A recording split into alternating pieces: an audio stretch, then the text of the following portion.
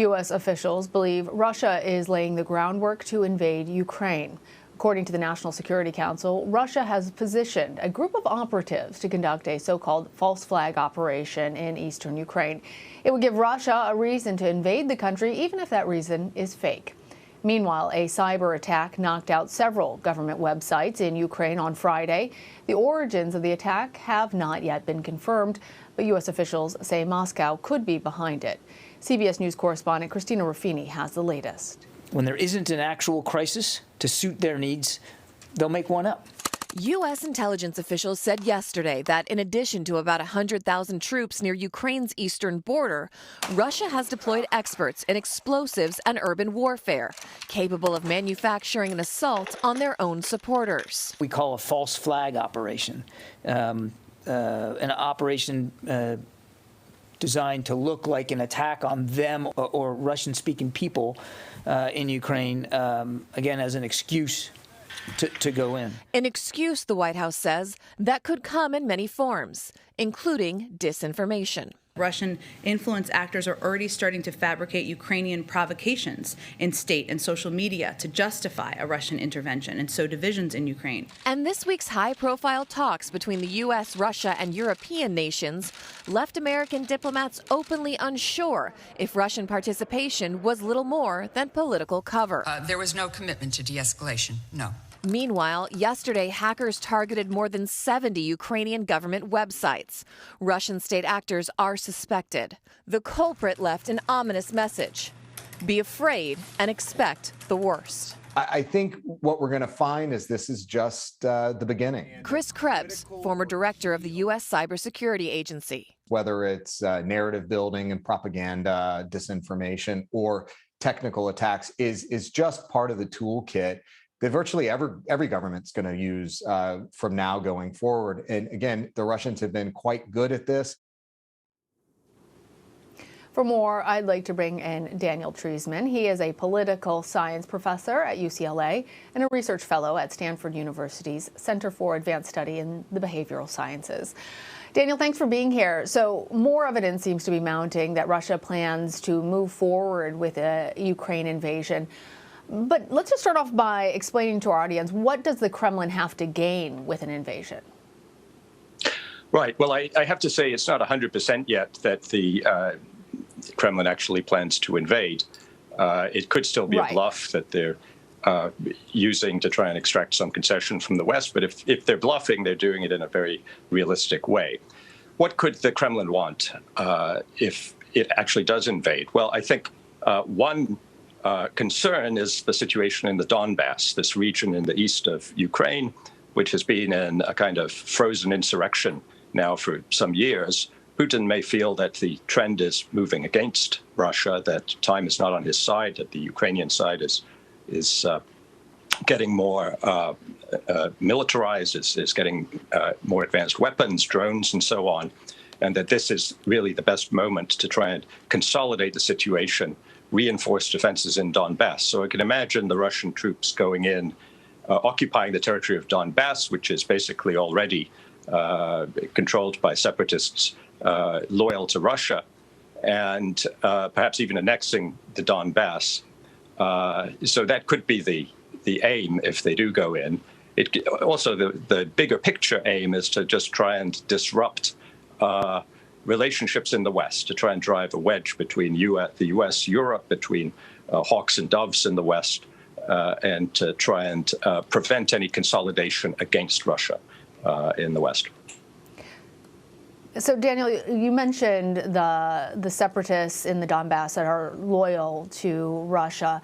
It brings up that this is a complicated region and with varying loyalties. So if Russia were to invade Ukraine, I wonder if you could tell us more about what that might potentially mean for the region, especially knowing that Russia still maintains relationships with nearby former Soviet states like Belarus and Kazakhstan. Right. Well, as we've seen, the situation in Kazakhstan is far from stable. It's now being stabilized with the help of Russian and other troops. But we saw massive demonstrations which turned violent in the last couple of weeks. So I think Kazakhstan is not in any position to overtly oppose the use of Russian force if it does go into to Ukraine. Belarus also is vulnerable at the moment, dependent on Russia because of the protest movement last year, where the dictator was forced to rely on help from Russia to try and put down a protest movement against him, Lukashenko. So Putin can count on at least quiet acceptance and no opposition, no overt opposition from his traditional allies, you could say, definitely in the case of Belarus, less so in the case of Kazakhstan.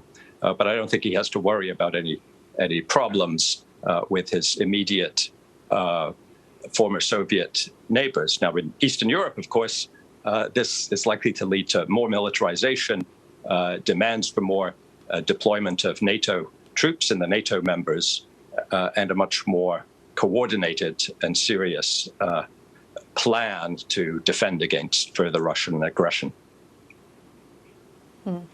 Interesting, the parallels between Belarus and Kazakhstan and owing the Kremlin a favor in response to them helping out with the suppression of those protest movements. Daniel, let's talk about the diplomatic talks that just took place. Do you think that Russian officials went into those discussions this week knowing that nothing would be resolved? Well, it looks that way, doesn't it? But again, I don't think we can know with much we can say with much confidence. On the one hand, I think they were looking for potential significant concessions from the West. Maybe that would have been enough to cause Putin to stand down the troops. But definitely, if they do go in, the Russians will want to be able to say that they made a good faith effort to negotiate. They did all they could, and they were just forced to take military action because of a crisis on the ground and the intransigence of the West. So I think the negotiation process certainly looked set up not to achieve results, but it's really what the Russians would have wanted to do, whatever their long-term plan actually is. Well, certainly there was very little anticipation of success of those talks on both sides heading into it. But when it comes to Russian motivations, and you outlined some of them, do you think that they were also partially testing the waters to see how far they could push the US and NATO into concessions and where those lines really were? Yes, I think that would be definitely within the contours of Putin's customary modus operandi. He probes, he pushes, I would say he gambles. He throws balls in the air to see where they come down, especially when he's in a difficult situation, as he was here, with a situation in Ukraine which he was uncomfortable with, thinking that the time was not on his side, that things were moving against Russia, and no great resources. He simply creates a crisis and tries to see how that can be directed into a path that will suit Russia's interests. So yes, I think he was hoping perhaps that there would be concessions. I doubt that he's surprised that going in with such an extreme set of demands that they weren't actually met. You know, Daniel, you just used the phrase creating a crisis, and now there is evidence being presented that Russia has been bringing in operatives potentially to plant a false flag.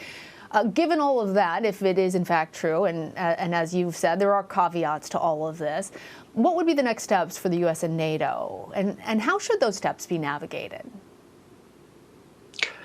Well, unfortunately, there's a very difficult waiting game now. I mean, the US I think has to keep reiterating just how serious the sanctions and countermeasures will be if there is an actual invasion. Perhaps the West should also be increasing the projected sanctions and penalties. The West has to give an image of unity. It's very important that the Western leaders be united and be meeting and focusing attention on this crisis. It's also crucial that the West does what it did, what the U.S. authorities did in this case, pointing out when a phony crisis is being constructed and trying to make that information available as broadly as possible so that the Russian public, even if they are more likely to believe their own news sources, the Russian public have access to the information about what's going on the ground, and therefore are more aware of what their government may be doing.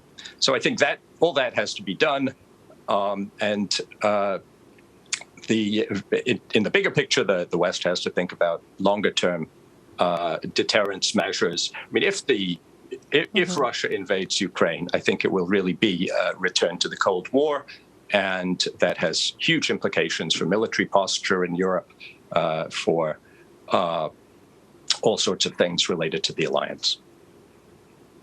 When you say a return to the Cold War, I want to follow up on that and your point about deterrence, because the Biden administration laid out how it intended to respond by discussing potential sanctions, but then also saying that the U.S. would not send in troops to Ukraine. Do you feel like the Biden administration really tipped its hand in that? Has the Kremlin really factored in into their risk calculation this as a potential response? I guess I'm wondering, to your point about deterrence, has the U.S. undercut its argument in an effort to deter Russia? I don't think the U.S. could credibly have threatened to intervene militarily with U.S. troops in Ukraine. I just don't think that would have been credible. It's not something that we're prepared to do, given the risk of escalation and nuclear war. So I think the situation was very difficult. I think the U.S. was correct not to make threats that could easily be proved not genuine. And I think the unfortunate thing is Ukraine is not a member of NATO. We are not obliged contractually under international treaties to defend Ukraine militarily.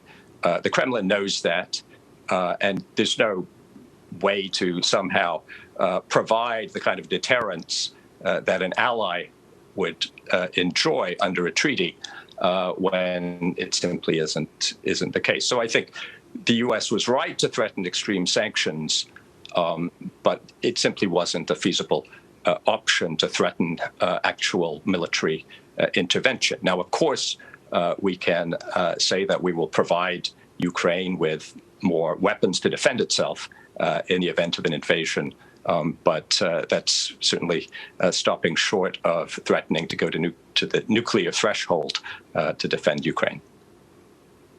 Yeah. All right. Daniel Treisman, thank you. Thank you.